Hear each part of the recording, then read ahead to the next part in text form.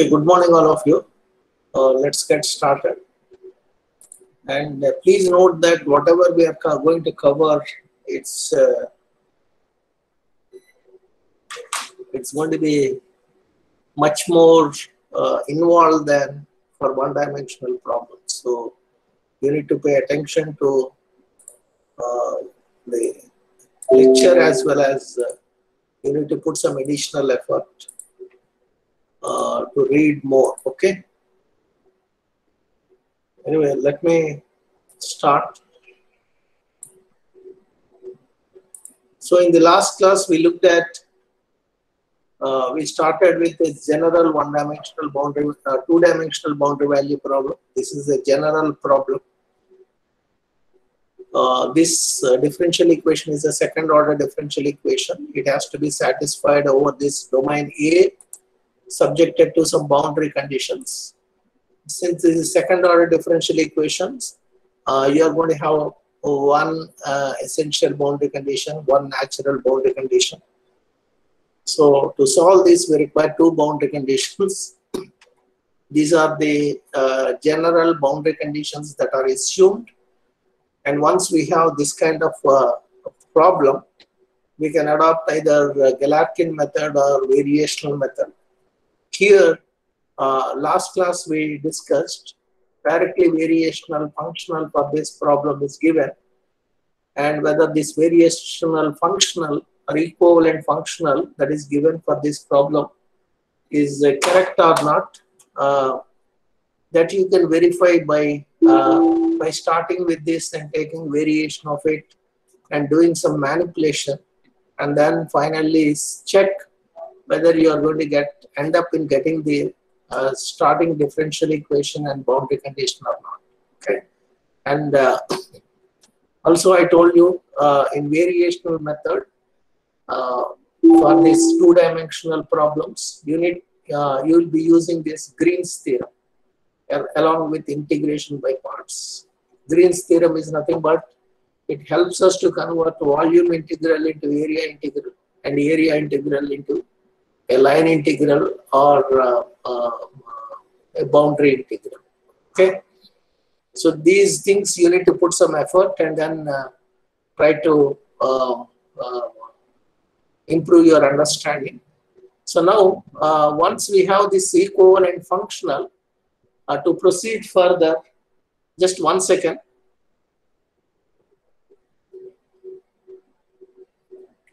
Hello? Yes?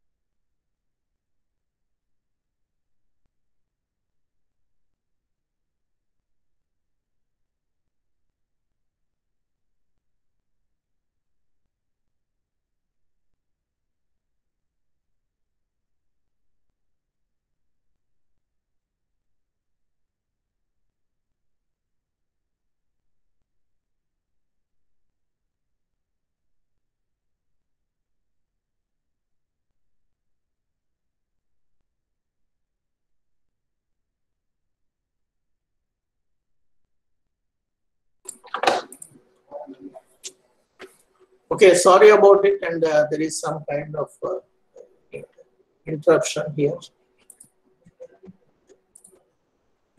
And now, coming back to this one, this is the equivalent functional.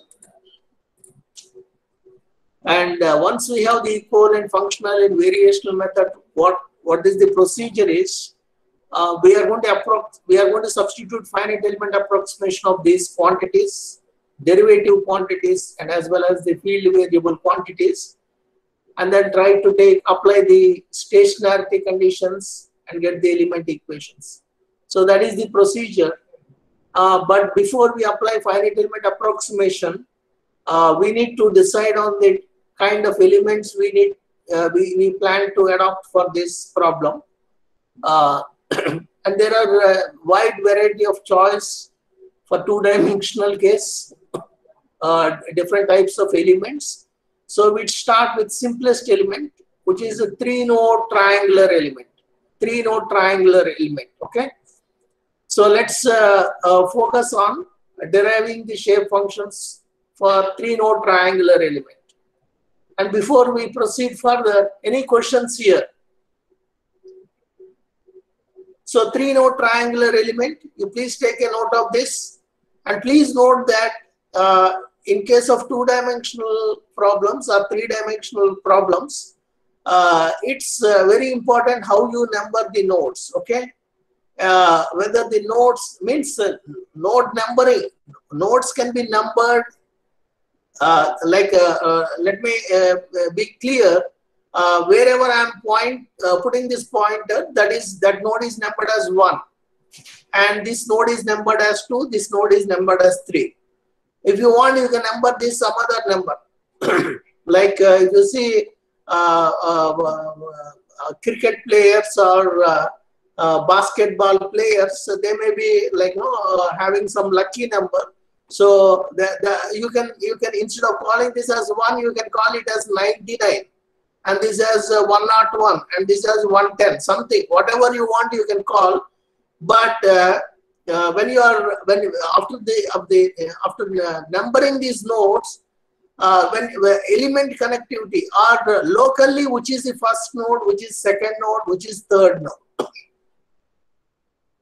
These are the global node numberings. These are the global node numbers. Locally, which is the first node, which is the second node, which is the third node. That is very, very important. And here, an arrow is shown here. Okay? Arrow is shown in the counterclockwise direction.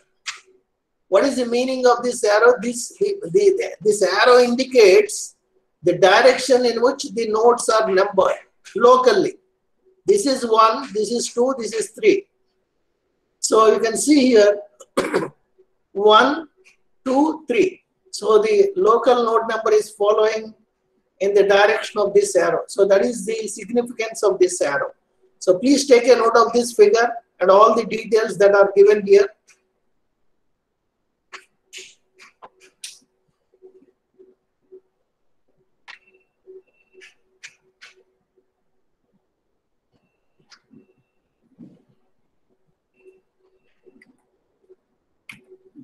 Come here once.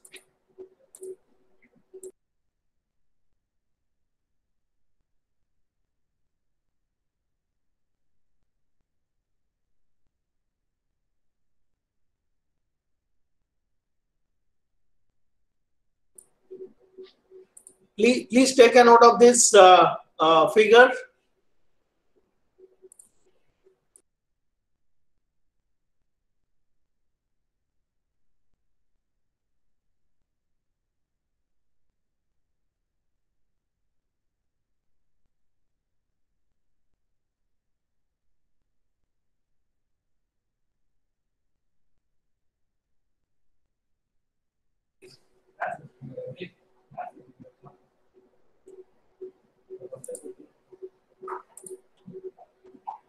Here some work is going on, okay? And these people are making a lot of noise. So please take a note of this. Please take a note of this figure. This is a 3-node triangular element, and the nodes are numbered like this: 1, 2, 3. The coordinate of node 1, x1, x2, x2, x3. X1, x1, y1, x2, y2, x3, y3. And the field variable here is a scalar quantity. Please note that we are dealing with the two-dimensional problems, but this field variable that we are looking at, it's a scalar quantity. Scalar in the sense it's not going to have two components in the two directions. It's going to have a single component at that particular node location. The field variable value here is T1, T2, T3. And the nodes are numbered in the counterclockwise direction. This is very, very important, okay? So let's read this placement of nodes. Recall from the discussion of one-dimensional problems that in finite element formulation, the trial solution is expressed in terms of unknown solution at the nodes. For one-dimensional line elements, the nodes were required at the ends of the element from assembly considerations. Similar consideration for two-dimensional problems require nodes at least at the corner of elements. So all these nodes are at the corners. Okay. Any extra nodes can be placed along the sides or the interior of an element. That we will see when we go for higher order elements. Thus, minimum number of nodes required for triangular element is 3. Why 3 nodes are required for triangular element? Because 3 corners are there. A typical triangular element with 3 nodes is shown in this figure. The local node numbering for the element is 1, 2, 3, moving counterclockwise direction around the triangle. The global coordinates of the nodes are x1, y1, x2, y2, x3, y3 respectively. The unknown solution at the nodes are T1, T2, T3. These are the field variables. T1, T2, T3 are the field variables. I hope you have taken note of it. So please take my whatever instruction seriously. Okay. Now we are ready to derive the shape functions for this triangular element which has 3 nodes. The 3 nodes are at the corners, at the 3 corners of the triangular element. So it's going to have 3 shape functions. Okay. So here, if you recall, when you how you derive the shape functions for one-dimensional line element. If you have 2 nodes, you started with a polynomial having 2 coefficients. When you have 3 nodes, you started with a polynomial having 3 coefficients. Okay. At the same time, at that point, we learned about this Lagrange interpolation formula. That is a different issue. Okay. So here there are 3 nodes. This is the 2-dimensional problem. So we need to start, since there are 3 nodes. So field variable or 3 unknowns are going to be there at each of these nodes. This T1 is unknown, T2 is unknown, T3 is unknown. These are the field variable value. So we need to start with a polynomial having 3 coefficients. How do we select the 3 coefficient or this polynomial? How do we select this polynomial? It should have a constant term, which is A0, and it should have a linear term. Here, linear both in x direction and y direction with respect to x and y axis. So we should have a linear term with respect to x, linear term with respect to y. So the polynomial, the trial solution can be t is equal t of x. T as a function of x is equal to A0 plus A1 x plus A2 y. Okay.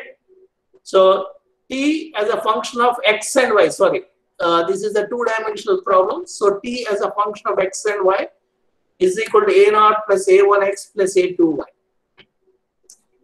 Suppose if you have instead of 3 nodes, here 3 nodes of the triangle are at the at the corners of the triangle. Instead of 3 nodes, suppose, please note that this is a linear element. Before we proceed, let's make some important points. So you can see here this trial solution is linear in X, linear in Y. So this element is going to be a linear element. Whatever shape functions we are going to derive are going to be linear in X and Y. Okay.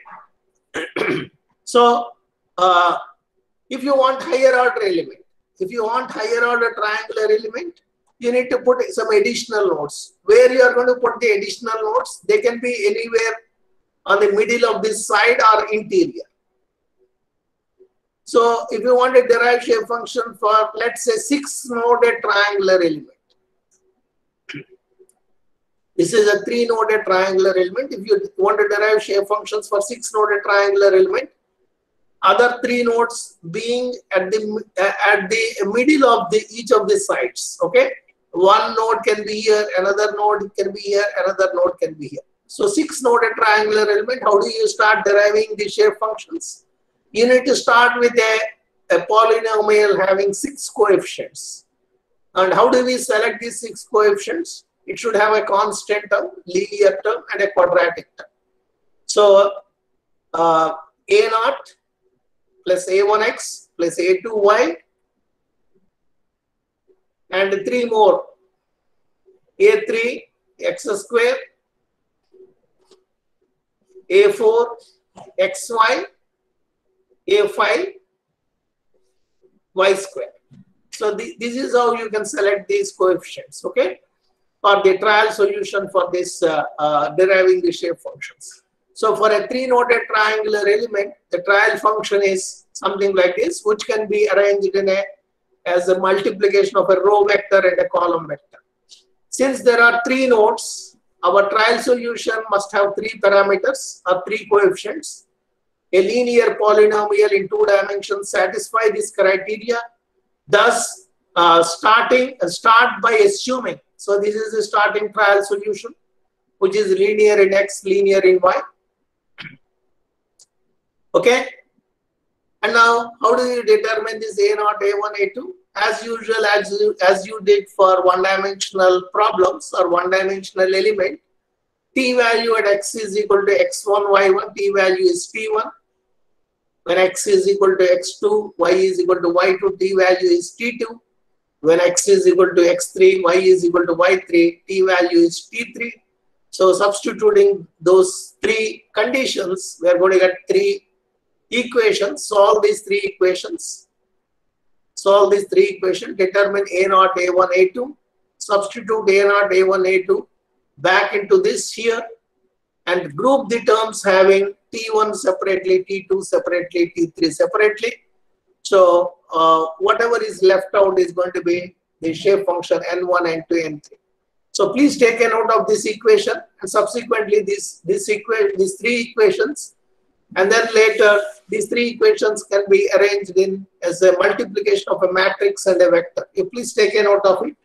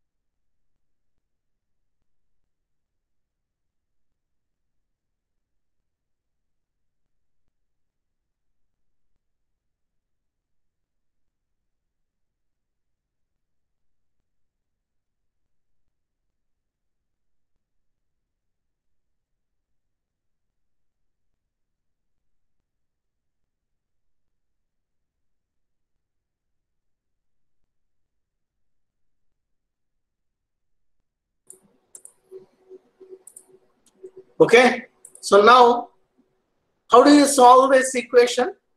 As usual, you know, if you are put in MATLAB or Mathematica, you can easily do this algebraic manipulation, and you need to invert this matrix, multiply with T1, T2, T3, That is how you can determine A0, A1, A2, and that kind of thing. This is a 3 by 3 matrix. This is a 3 by 3 equation system, so you can easily do that. And if you do that, and here some intermediate quantities are defined: F1, F2, F3, B1, B2, B3, C1, C2, C3, and finally you can go through all this. Finally, N1 is given by this, N2 is given by this, N3 is given by this. How do we get N1, N2, N3? After substituting A0, A1, A2 and taking out the terms which are having T1 as coefficient separately, T2 as separately, T3 as separately, you group the terms having T1 as a coefficient separately, T2 separately, T3 separately, then you are going to get N1, N2, N3. And that can be written as N transpose D. N is a row vector, T1, T2, T3 is a column vector denoted with this D. Okay? So P of X is given by this. Please take a note of this quickly. And please note that these are intermediate quantities. These are intermediate quantities.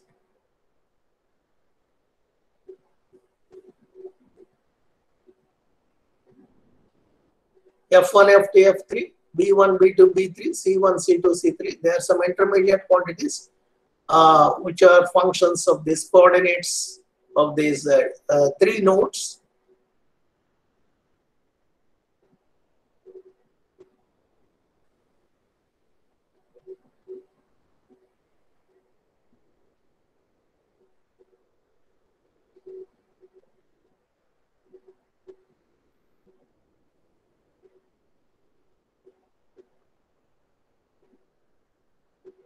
And you can see here N1, N2, N3 are all linear in X and Y. They're all linear in X and Y. Okay.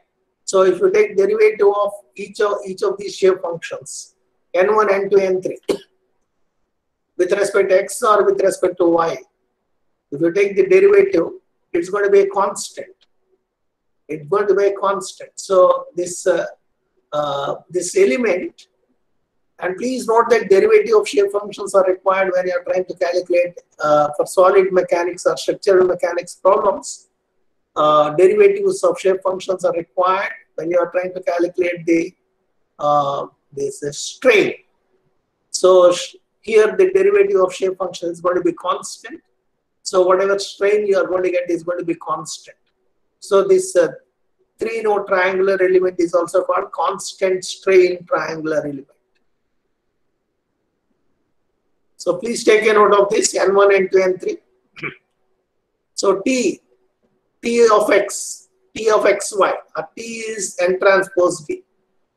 And we require derivative of T with respect to X, derivative of T with respect to Y. How do we get derivative of T with respect to X? T1, T2, T3, these are nodal values. They are not functions of X and Y. So N1, N2, N3 are the quantities which are functions of X and Y. If you want derivative of T with respect to X, then it's going to be derivative of N1 with respect to X, derivative of N2 with respect to X, derivative of N3 with respect to X. This derivative, this vector, row vector is going to be derivative vector when you want derivative with respect to X and Y here, and then multiply with T1, T2, T3. Okay. So we also make a note of that here, derivative of T with respect to X, partial derivative, because T is it's function of 2 dimensions. So derivative of T with respect to X is written as partial derivative, and the partial derivative of T with respect to Y.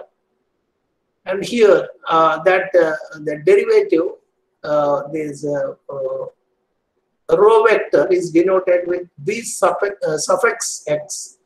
B suffix X transpose. So please take a note of this. So that is what is written here. The derivatives of trial solution can be computed easily by differentiating these shape functions.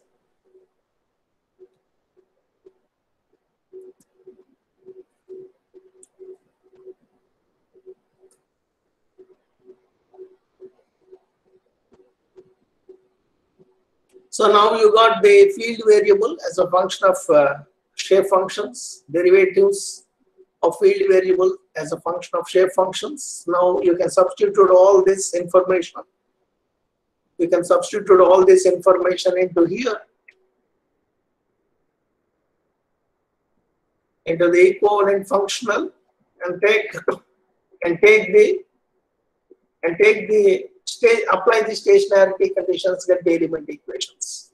So that is the procedure if you want to follow variational method. But the details are not given here. The details are not given. Equivalent functional is given. How to get the derivatives of field variables as well as the field variable, that is that information is given. So if you want to apply variational method, what you can do is you substitute all these into the equivalent functional and apply the stationarity conditions and then get the element equations. And if you want to solve the same problem, same differential equation problem using Galerkin method, what is the procedure? You multiply the given differential equation with a weight function, integrate over the problem domain, and subsequently apply integration by parts as well as Green's theorem, all that. Okay, so that is what is actually explained here subsequently. That is what is explained subsequently, so that you can get a better idea about solving this problem using Galerkin method as well as variational method. So here the same problem is taken, multiplied with the weight function. Weight function is nothing but shape function, and how many shape functions you are going to have, it depends on the type of element that you choose. Just now we looked at 3-node triangular elements, so 3 shape functions.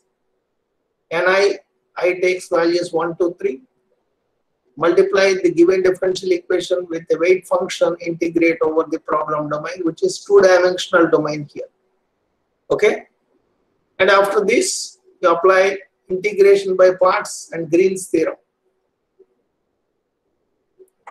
Green's theorem is for converting area integral into line integral. I takes values 1, 2, 3. So this equation, second equation, is expanded, and you are going to get this one.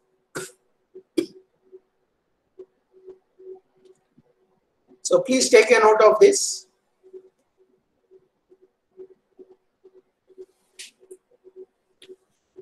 Suppose if you have a 6-noded element, instead of 3-noded triangular element, 6-noded triangular element, then here I takes values 1, 2, 3, 4, 5, 6.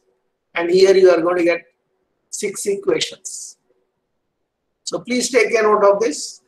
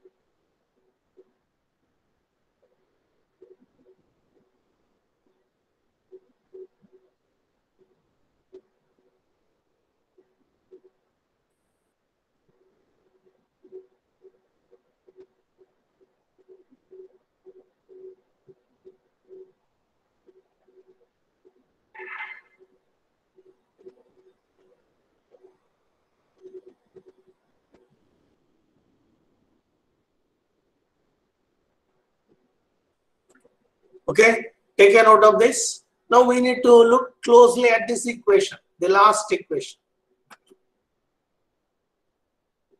And also I told you S is integral over S is nothing but integral on the boundary. Boundary for 2-dimensional problem can be split into 2.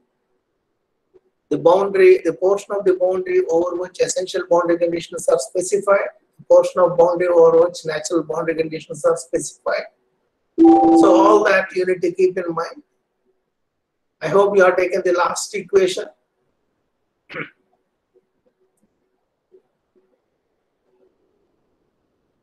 And one more important discussion here. Please note that this entire two-dimensional domain, since you learned so far using triangular, three-node triangular element, let's assume the entire domain is divided or discretized using these triangular elements. I told you in the beginning of this today's class, this node numbering of elements. You should adopt consistent numbering. Consistent in the sense, locally, you need to adopt consistent node numbering. And if you open any of these commercial software input file, like Abacus input, Abacus is a commercial finite element software. NSYS is another commercial finite element software. If you open any of these software input file, you have the nodes for a given finite element mesh.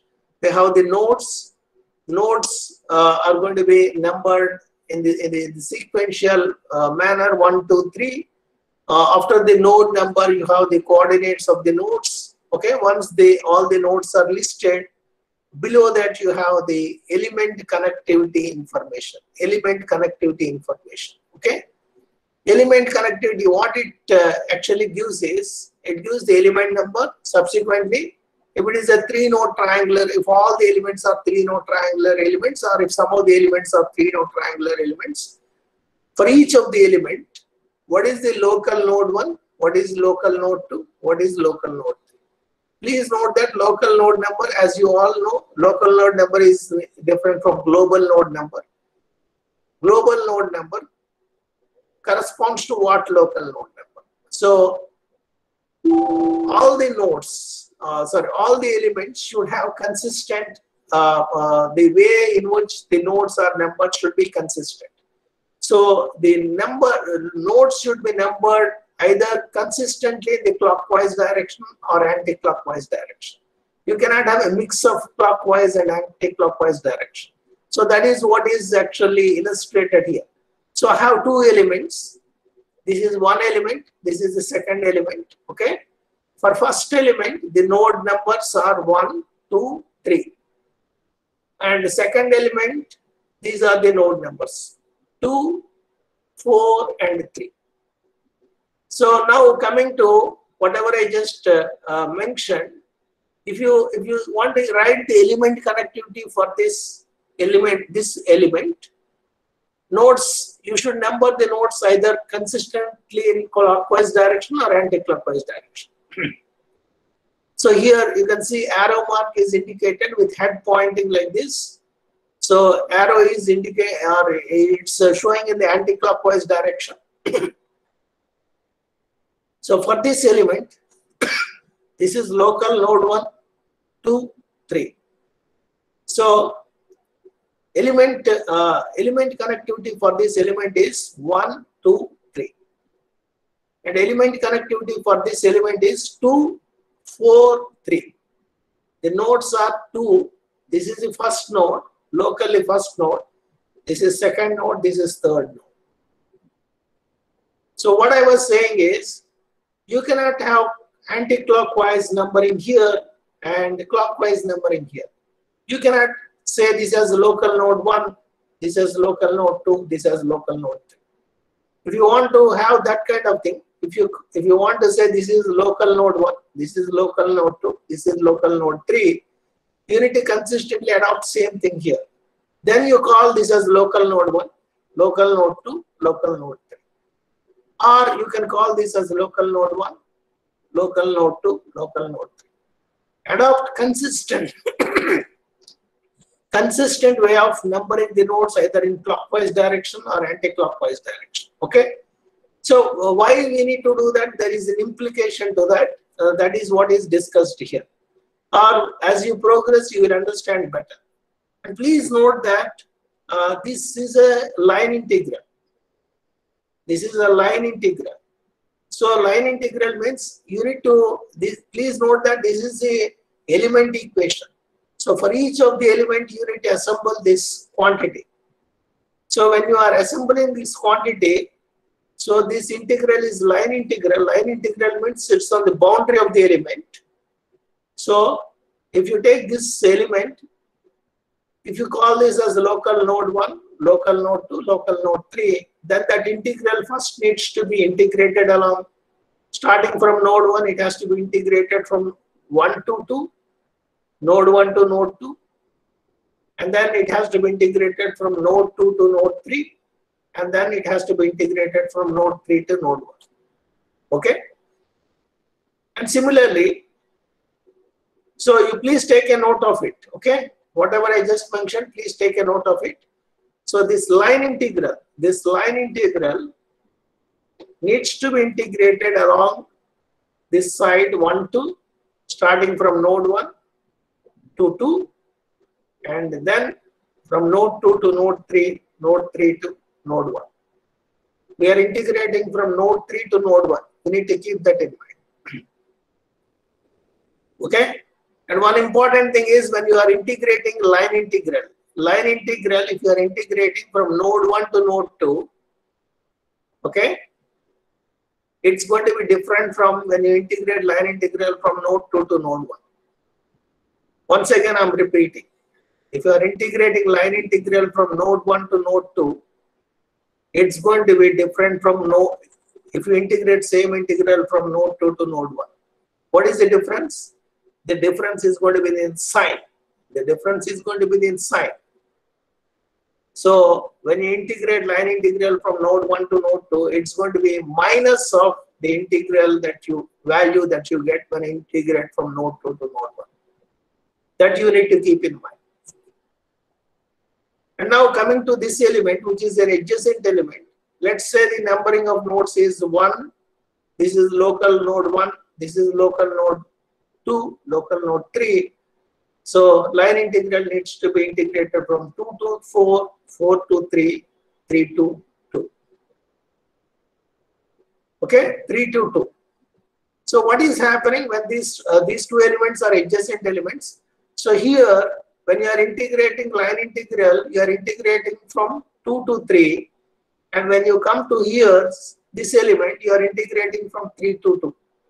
Please note that you need to integrate, or you need to do this integration for each of the elements. Finally, when you get the global equations, you need to sum it up. You need to add them together. So the point is, if you are adopting consistent node numbering, please note that this is an internal edge. You have the two-dimensional domain. Inside two-dimensional domain, you have these two elements. So this is inside the element, inside the domain, inside the area. So when you have this integral integrated for each of the element, all the inside, all the portion that is there inside, it gets cancelled out. When you are integrating for this element, it's going to be from 2 to 3. When you are integrating for this element, it's going to be 3 to 2. So it's all going to get cancelled. Only it's going to be non-zero only on the surface of this domain. Okay, so that is what is mentioned here. During the assembly process, the boundary integral term from adjacent elements cancels as long as all surface integrals are evaluated in a consistent manner. For example, consider the case when the integrals are evaluated by moving counterclockwise around the elements. Okay, so that is what is shown here. The common edge between the two elements gets integrated from opposite directions, resulting in the same integral value but with opposite sign, as illustrated in this figure. Thus, for all interior elements, the surface integral term can be ignored because it gets cancelled. Similar to the case for one-dimensional problem, this argument is valid only when we have an exact. Forget about this part of this statements. You forget about this. Okay, at this stage you forget about this. So that is the reason. That is the reason for insisting you need to adopt the node numbering in a consistent manner. If you don't adopt the node numbering consistent manner, that cancellation will not take place, and you will have some your solution may not be correct. Okay, so that you need to keep in mind in two-dimensional problems. So this is the element equation. So let's assume we adopted consistent node numbering. Here the importance of adopting consistent node numbering is highlighted. So let's proceed further. For elements with one or more sites on the boundary of the solution domain, the boundary integral can be split into S1 and S2. S1 is the part on which essential boundary conditions is specified. S2 is the part on which natural boundary condition is specified. So what it's saying is, for elements with one or more sites on the boundary of the solution domain. Okay, so let's say I have an element in which it has a two edges. Let's say two edges are on the boundary, on the solution boundary. Solution boundary in the sense, I have an element such a way that it has two sides on this coinciding with this solution domain, boundary of the solution domain. Yes. So then S can be split into S1 and S2.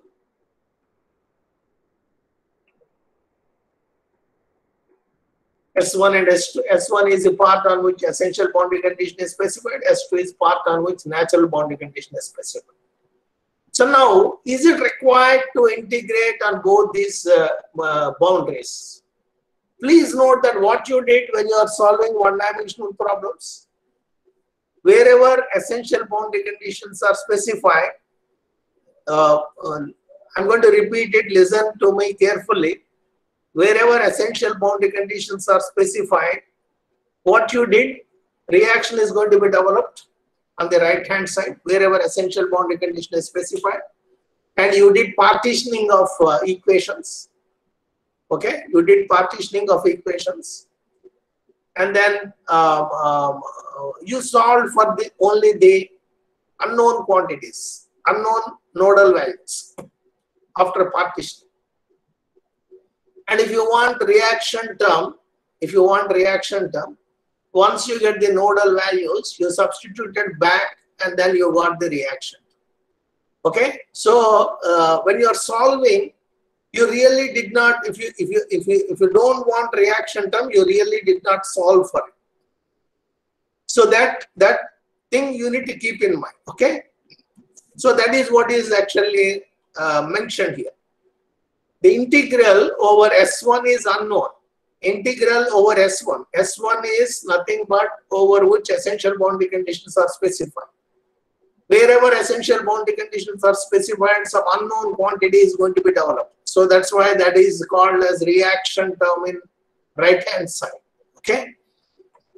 The integral over S1 is unknown. However, as was the case for one-dimensional problems, there is no need to evaluate this since the corresponding nodal parameters are unknown,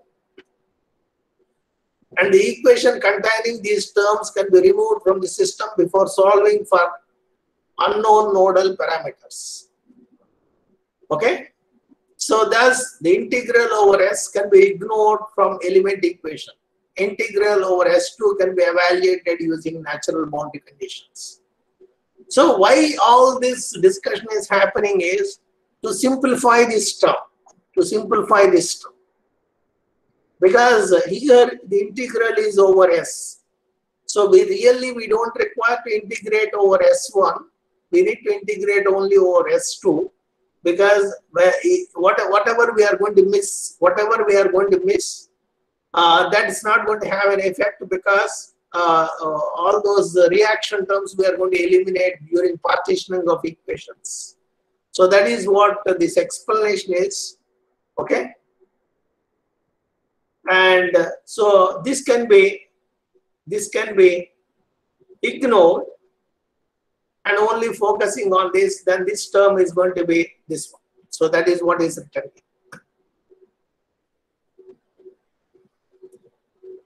So please take a note of this one. Please take a note of this. You need to solve some examples, then it will be clear to you. Okay. Please take a note of this equation. Last equation.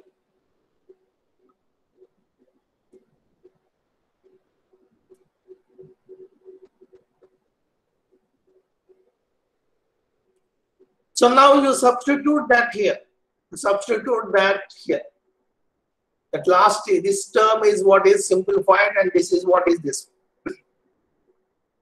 So now write all, put together all the entire equation. If you write, that is how this is going to look like. So this is element equation for general two-dimensional boundary value problem. And now each of these integrals, area integrals and line integrals, they are simplified here for a three-node triangular element, which is a linear element.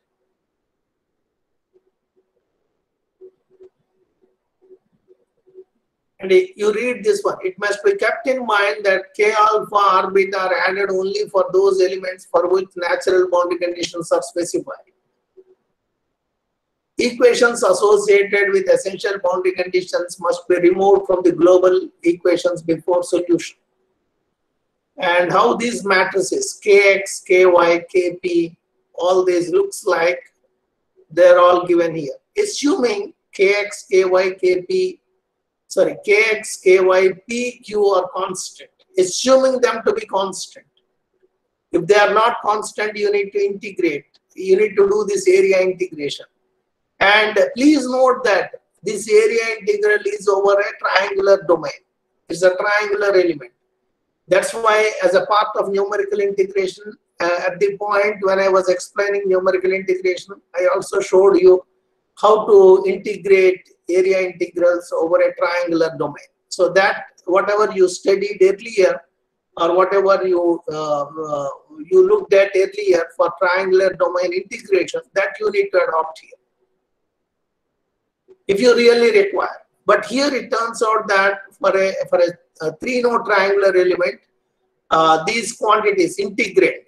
Whatever is inside the integral, it turns out it's a constant. So really you don't need to adopt the numerical integration here, especially for this three-node triangular element. So for this three-node triangular element, assuming Kx, Ky, Pq are constant, Kx, this matrix is written like this.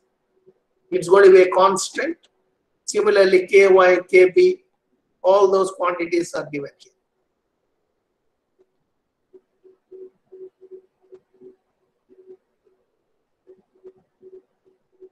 Okay, and Kp here, P, assuming P to be constant, it's going to be n transpose. What is n? What is n? It's nothing but n1, n2, n3 put in a column form, and n transpose is in a row form. Okay, so when you multiply, when you do this n transpose, you are going to end up in getting something like this. You're going to end up in getting something like this. So how do you integrate? What is how do you integrate this area integral of n1 square over triangular domain? Area integral of n1, n2 over the triangular domain. For that, a simplified formula is available. All this formula is available, or this formula is valid only for triangular domain. If A is triangular domain, n1, n2, n3 are the shape functions raised to alpha, beta, gamma. Okay, then this is the formula. Please note that this exclamation symbol is nothing but your factorial. Factorial, you must have studied what is factorial in your mathematics. That is this one. This is the factorial symbol. So this kind of integrals. Let's say n1 square is there. N1 square means alpha is equal to 1 and beta is equal to 0, gamma is equal to 0. Beta is equal to 0, gamma is equal to 0. If you want to evaluate this integral. And what is the factorial 0? What is the factorial 0? What is its value? Factorial 0 is nothing but 1. Okay, using those concepts, you can easily simplify this. So all that is what is illustrated here. For 2 of the terms, application of this formula is illustrated. That is how you can actually simplify this Kp. Okay, and this quantity, this area integral here, n is the shape function, so you can easily evaluate. You can easily evaluate that again using the same formula. So please go through all this, okay? And these quantities are line integrals. These quantities are line integrals. Line integral means if you have a triangular element, you need to evaluate these quantities along each of the sides. And when you are trying to evaluate these quantities along each of the sides, if alpha value is specified along that side, then only you need to evaluate that integral along that side. Otherwise, it's not required. That is what is mentioned here. It must be kept in mind K alpha or beta are added only for those terms for which natural boundary conditions are specified. If natural boundary condition is specified along that edge, then only you need to integrate. So how to do this integration along the element edges? That is illustrated here. Since the boundary of element consists of 3 straight edges, integrals must be evaluated separately for each side of triangle as follows. Here, for generality, it is shown how to evaluate along each of these sides, but in reality, you need to evaluate only along the side where this alpha is non-zero and this beta is non-zero. Only if these are specified, then only you need to evaluate. So anyway, for completeness, you can see here how it is evaluated along this side: 1, 2, 2, 3, and 3, 1. Alongside 1, 2, how do we get the length of this side? You can easily use your coordinate geometry formula and get the length of this side. And you need to integrate over S2. S2 means along the length. So that is what is L12. Integral L12 alpha n transpose.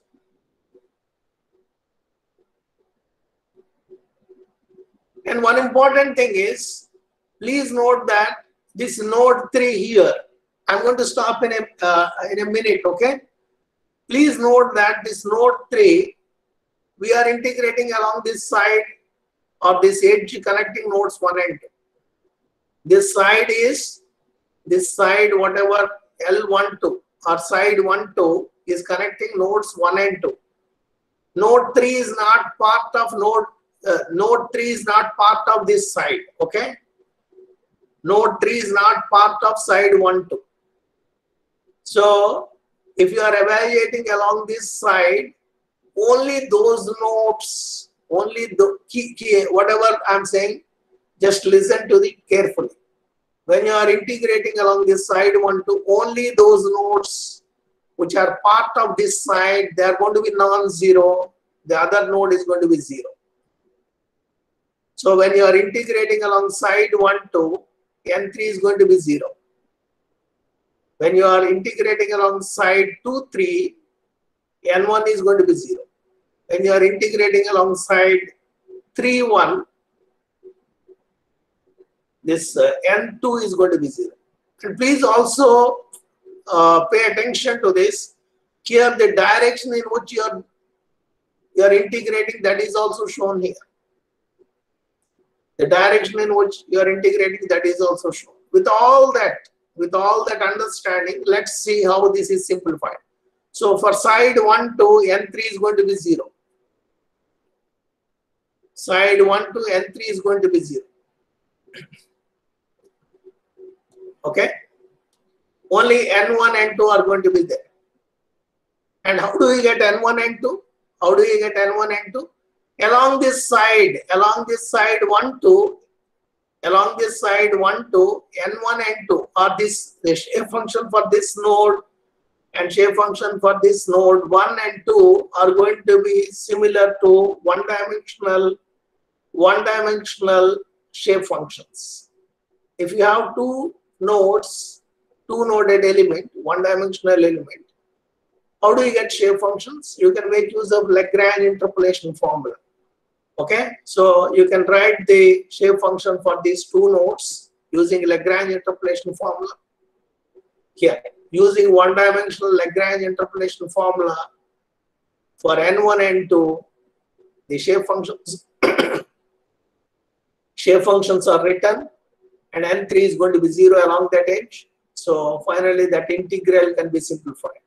So you need to spend some time, okay? You need to spend some time understand these things, because however, how much explanation I give you, you need to put your effort and understand this. So this is how these line integrals can be evaluated. Evaluation of k alpha along side 1, 2 is illustrated. And if you follow same thing, you can evaluate k alpha along side 2, 3 and 3, 1. So that is directly they are given here. 2, 3 and 3, 1. Similarly, the other line integral, which is r beta, that is also given here. So you go through this. So once you have all this, once you have all these integrals with you, you can easily assemble the element equations. Okay, so please go through this, and then in the next class we will see a problem. And if you see the latest assignment that I have given you, assignment 6, you have these kind of problems, two-dimensional problems, which you are asked to solve. So that we will discuss in the next class. But please note that solving this problem, once you have the element equation, solving that problem is very simple. But you need to be very clear how these element equations are obtained. So you spend some time on this. And please note that these element equations we derived for a general two-dimensional boundary value problem.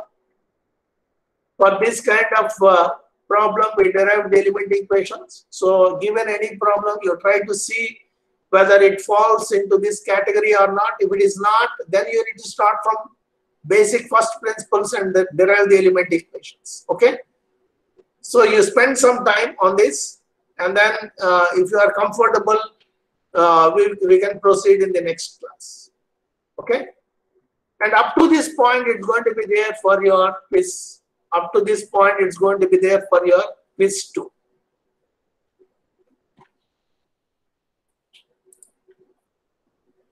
Any questions here? Let me take attendance.